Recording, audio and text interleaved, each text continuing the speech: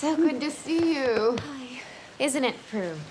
I'm speechless. Welcome to MsMojo, and today we're counting down our picks for the times an actor revealed some juicy, hilarious, or shocking behind-the-scenes tea about a co-star. If Sarah Jessica Parker watches this, what would your message to her be? I think it's pretty clear.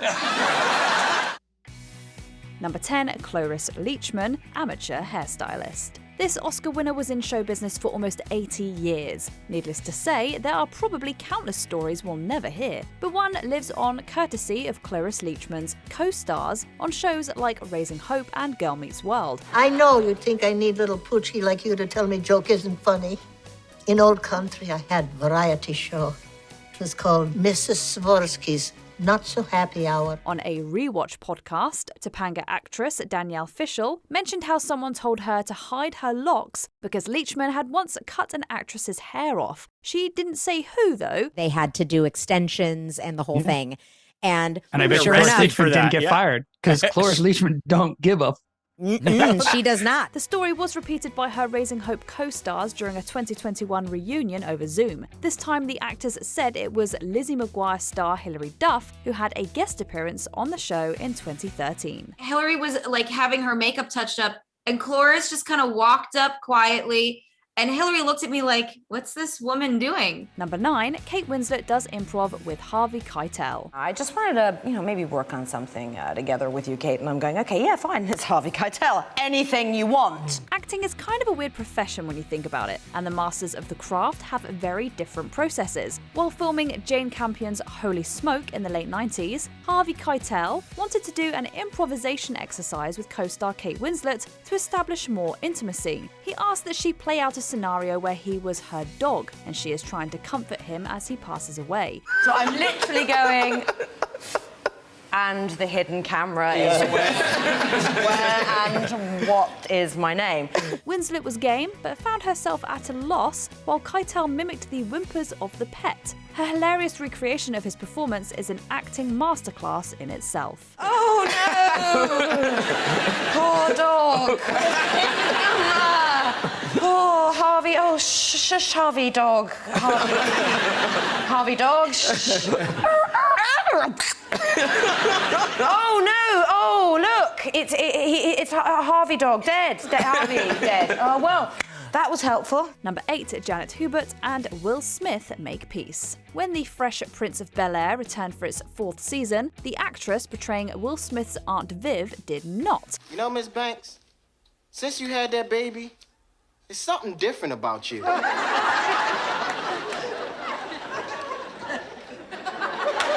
Indeed, Janet Hubert was recast. A feud between the stars was reported at the time, and Hubert's side of the story was well documented, but Smith publicly owned up to his culpability in 2020, with the two reuniting in time for the show's 30th anniversary to talk through their tension. Everything was a threat to me. Why was I a threat? Not you, the world. I was so driven by fear and jokes and comedy and all of that. Yeah, you were live. They were able to pass through their experiences together. It was a profound moment of forgiveness that millions of fans had been waiting for. I could not do a 30-year celebration of this show and not celebrate you. Celebrate your contribution to this show, celebrate your contribution to my life. Number 7, Jane Fonda gives an acting lesson. We rehearsed once, and then we just started shooting. And it was kind of great. I didn't do exactly what I'd done in the rehearsal on the first take, but second take, I thought, well, I'll try something else. I'm feeling alive. I'm feeling really good here.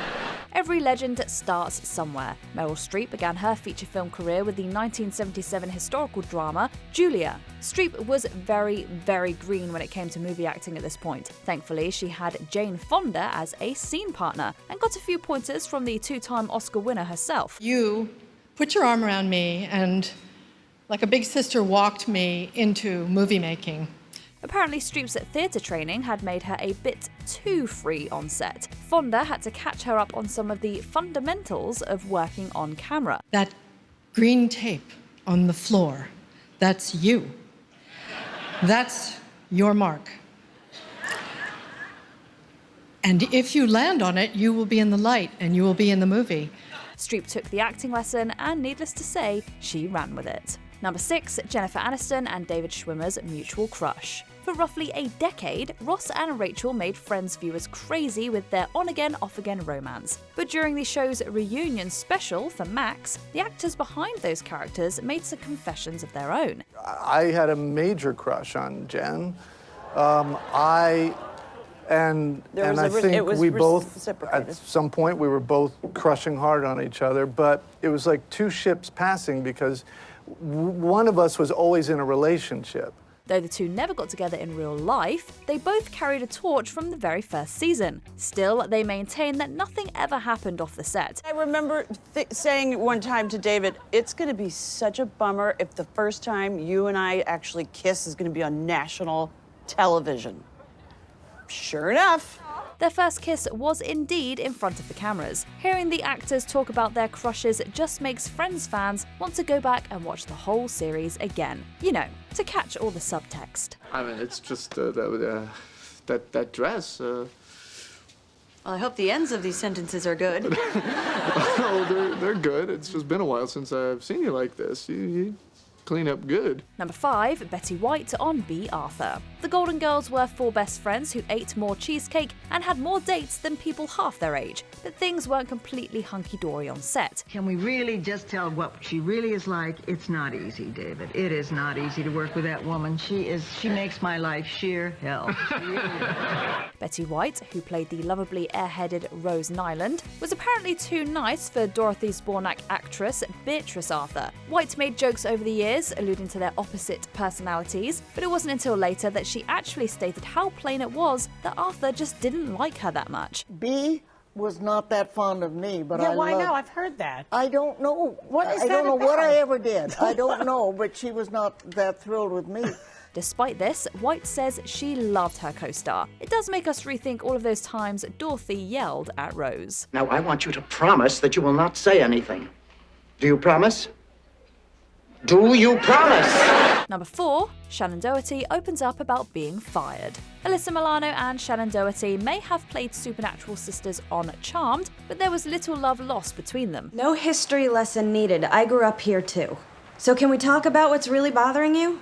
No, I'm still furious with you. The late Doherty was fired after 3 seasons and replaced by Rose McGowan. In 2023, after years of saying she chose to depart, Doherty confirmed that she was fired at Milano's urging. Her version of events was corroborated by their co-star Holly Marie Combs on her podcast. I said, why would you hire her again, just to fire her? And he said, we didn't mean to. And he said, but we've been backed into this corner. He said, you know, we're basically in a position where it's one or the other. Milano had built a case for a hostile work environment and threatened a lawsuit if her fellow actress wasn't let go. It cleared up a decades-old mystery around pretty scandalous behind-the-scenes drama. We never had it out. Like, we never... Not privately or publicly. Right. I don't ever remember being mean to her on set. Number 3, Tracy Ullman on Almost Dying with Meryl Streep. After filming the 1985 historical drama Plenty, co-stars Tracy Ullman and Meryl Streep were on their way back from the shoot in Tunisia. Sipping champagne, and we were laughing at somebody that you and I know who we were laughing at. We're not mentioning any names here. Ooh, there's always one actor you hate on a production. Oh, I hate him, I hate him, I hate him. We're not saying who it was, ever. According to Ullman's speech at Streep's AFI Life Achievement Award dinner, their venting session was interrupted when the plane almost crashed. It was at that moment that the British star realised that if she dies with Meryl Streep, she's going to get second billing in her own death. I could see the headlines, you know, screen legend Streep in Tunisian air disaster. Also aboard, limey comedienne Stacey Pullman. Ullman's story doesn't just highlight her own incredible sense of humour, it gives some fun and hilarious insight into Streep's greatness too. Humanitarian in show business, millennium thespian of the Millennium Awards. They're happening now, and it is puzzling to me because you're only in your early 50s. A wonderful time for most actresses.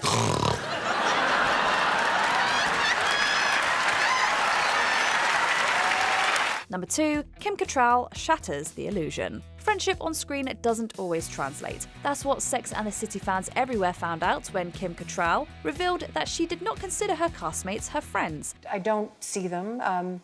The common ground that we had was the series, and the series is over. On Piers Morgan's Life Stories, Cattrall seemingly explained how she felt that co-stars blamed her for a third Sex and the City film not going forward. She further confirmed that she and Sarah Jessica Parker were not pals. I don't want to, in any shape or form, ruin an ideal of it.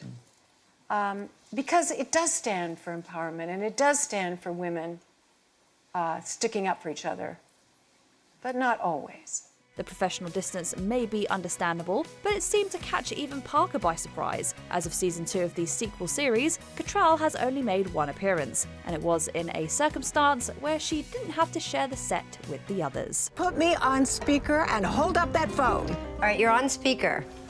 Thank you for everything. Before we continue, be sure to subscribe to our channel and ring the bell to get notified about our latest videos. You have the option to be notified for occasional videos or all of them. If you're on your phone, make sure you go into your settings and switch on notifications.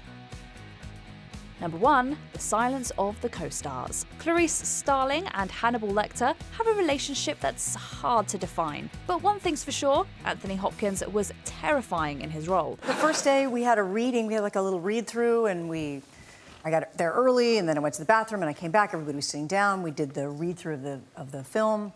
And by the end of it, I never wanted to talk to him again. I was petrified. Star Jodie Foster admitted that she didn't really speak to Hopkins on the set of The Silence of the Lambs. Her reasoning was simple enough. He spent most of the time behind a glass wall, and frankly, he was scary. In fact, she says they didn't really have a conversation until the last day of shooting. He was sidled up to me, and I said, I don't know, I sort of had a tear in my eye. I was like, I was really scared of you. And he said, I was scared of you. I think it's funny because why would anyone be scared of me? No wonder these two got Oscars. It's kind of fun and disturbing to know that a set can be just as unsettling as the movie itself. No, I avoided him. As much as I could. Did any of these celebrity stories shock you? Let us know in the comments. You said, oh, damn, that woman who's writing that horrible unauthorized biography on me will have a terrific ending, Peanut. Do you agree with our picks? Check out this other recent clip from MsMojo. And be sure to subscribe and ring the bell to be notified about our latest videos.